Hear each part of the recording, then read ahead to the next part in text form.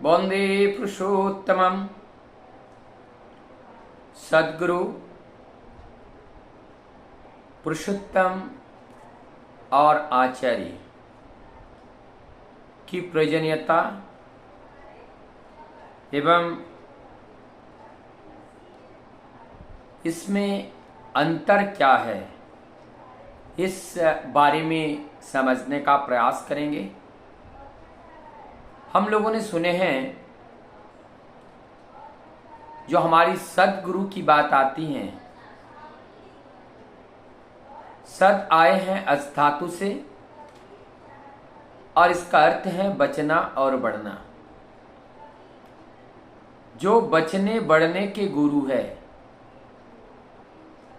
यानी कि बचने और बढ़ने की गूढ़ रहस्य, जो छिपा हुआ रहस्य को उजागर कर देते हैं या बता देते हैं, वही सद्गुरु हैं।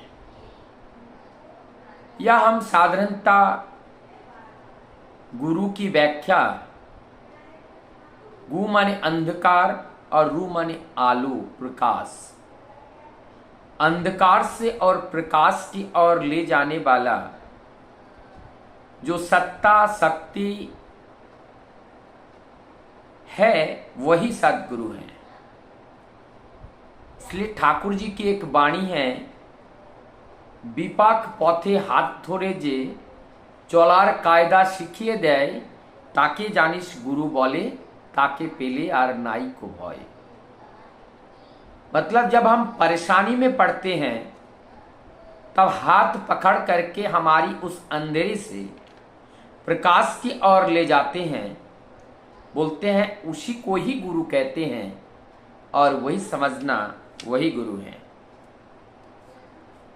सद्गुरु की बात जहां तक आती है, गुरु अनेक हो सकते हैं, लेकिन जो सर्वज्ञ हैं, सर्वज्ञानी हैं, सभी कारण के कारण हैं,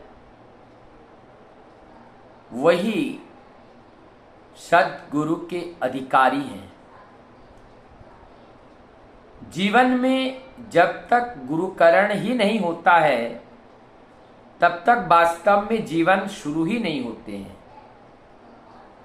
मानव जीवन और उसमें गुरु नहीं, तो वो जीवन एक तरह का वृथा है। उस जीवन का वास्तव में कोई अर्थ नहीं है।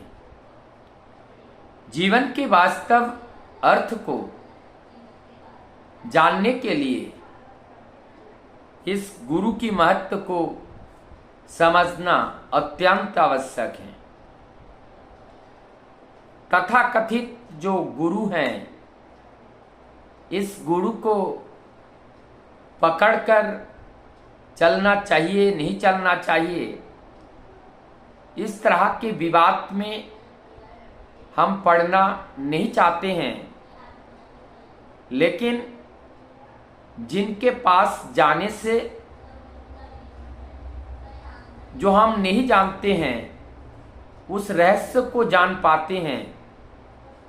अज्ञानता के ऊपर गुरु की प्रकाश से वो उजारा हो जाते हैं, उजियारा हो जाते हैं, और जिससे परम सत्य या परम कारण को हम जान पाते हैं। सद्गुरु कभी चमत्कार पे विश्वास नहीं करते हैं, और वो वास्तविकता के ऊपर विश्वास करते हैं। गुरु परंपरा में, इस गुरु परंपरा में सबसे पहले जब सत्य युग में थे, तब मुनि ऋषियों की द्वारा समाज की परिचालना की जाती थी। गुरुकुल की शिक्षा थी। सभी का नित्य नैमित्य कर्म का जो विधि विधान है, वो गुरुकुल से आचार्य एवं ऋषि के माध्यम से वो सीख जाते थे।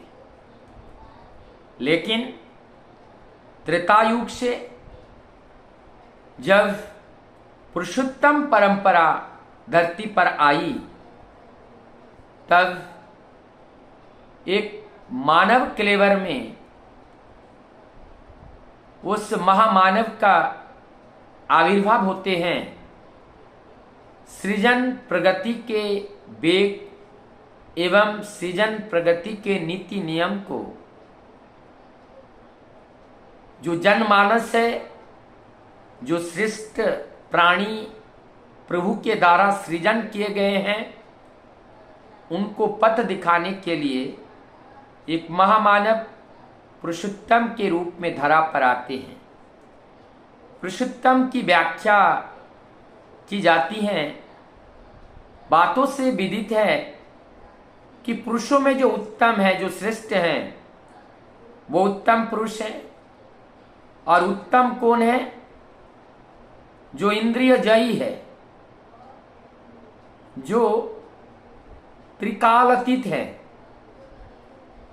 और जो त्रिगुण रहित, इसके भी परे हैं, सत रज तम गुण के बंधन से जो मुक्त है। ऐसा ही महामानव वो पुरुषोत्तम के रूप में आते हैं। सृष्टि जगत में ये जो प्रपंचमय जगत है, इंद्रिय ललुपता ये सबसे प्रबल आसक्त का रास्ता है। जिनके पास इस रास्ता को ध्वस्त करके परम पुरुष की द्वार तक पहुंचने का सीढ़ी निर्माण कर देते हैं, वो एकमात्र गुरु के सानिध्य लाभ करने से प्राप्त होता है। ऐसे श्रेष्ठ पुरुष को पुरुषोत्तम की आख्या दी जाती है। जैसे त्रेतायुग में भगवान राम के रूप में आए, द्वापर में भगवान श्री कृष्ण के रूप में आए। आचार्य की बात आती है। आचार्य का अर्थ होता है जो आचरण करके हम लोगों को सिखाते हैं। तो हम लोगों को सिखाने के लिए पत्थर के मूर्ति होने पर नहीं चलेगा, एक लिविंग आइडियल होनी चाहिए। और जो रनिंग, जो हमारे हाथ पकड़कर सिखाएं और गलत हो जाए तो उसका दंड दे, ऐसे आचार्य के सानिध्य लाभ करते हुए जब जीवन को हम चलाते हैं, निश्चित रूप से हमारा वो जीवन सुंदर होता है।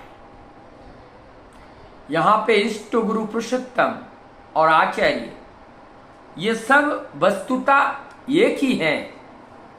थोड़ा थोड़ा इसमें क्रियाकलाप में, विधि विधान में अंतर होने की वजह से इनको अलग अलग नाम दिया गया है। इष्ट है श्रेष्ठ, इष्ट है मंगल, और वो इष्ट जब पुरुषोत्तम अपने सशरीर में होते हैं, लिविंग बॉडी में जब होते हैं, तो स्वयं ही इष्ट होते हैं, स्वयं सद्गुरु होते हैं, स्वयं पुरुषोत्तम होते हैं, स्वयं वो गुरु होते हैं, स्वयं आचार्य होते हैं, सब कुछ वही होते हैं।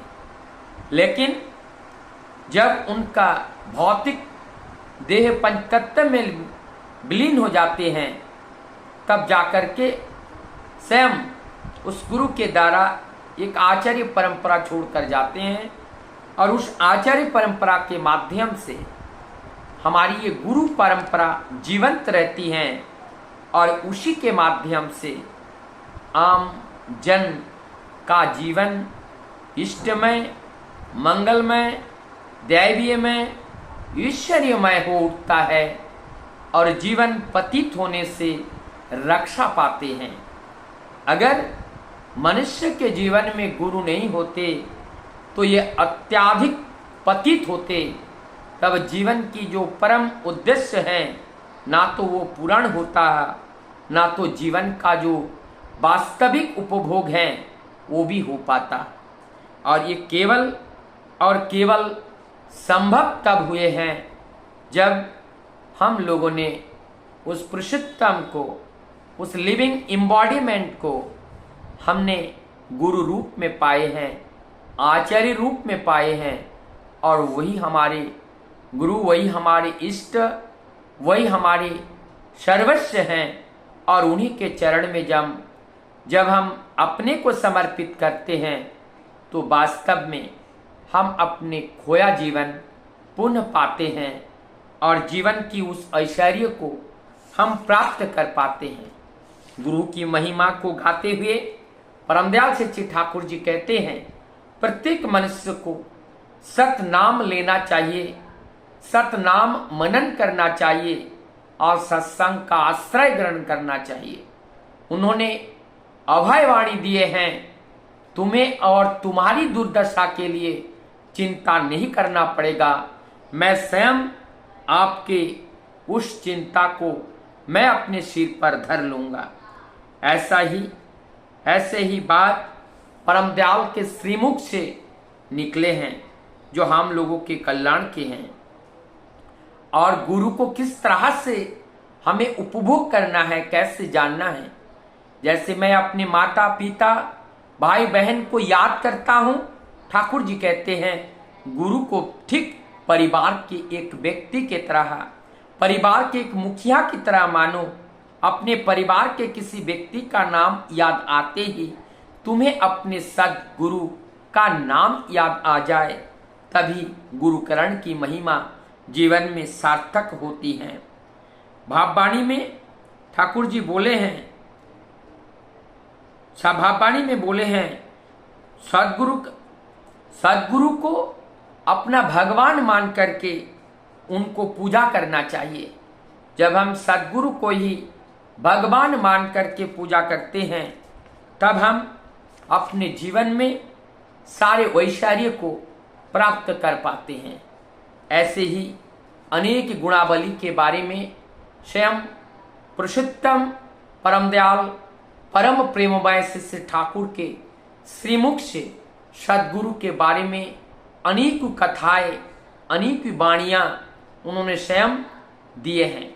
स्वयं अपने श्रीहस्त से लिखा हुआ सत्यानुसरण में, भाववाणी में एवं अनेक उनके पवित्र ग्रंथ में हर जगह महिमा की, गुरु की महिमा का वर्णन हम लोग सुने हैं। इस अब सारांश यही है, हम लोगों के जीवन में गुरुकरण, गुरु धारण करना अत्यंत आवश्यकता है। बिन गुरु के जीवन कैसा होता है, जैसे बिना नमक के सब्जी, वैसा ही बिन गुरु का जीवन होता है, कोई स्वाद नहीं होते हैं। वंदे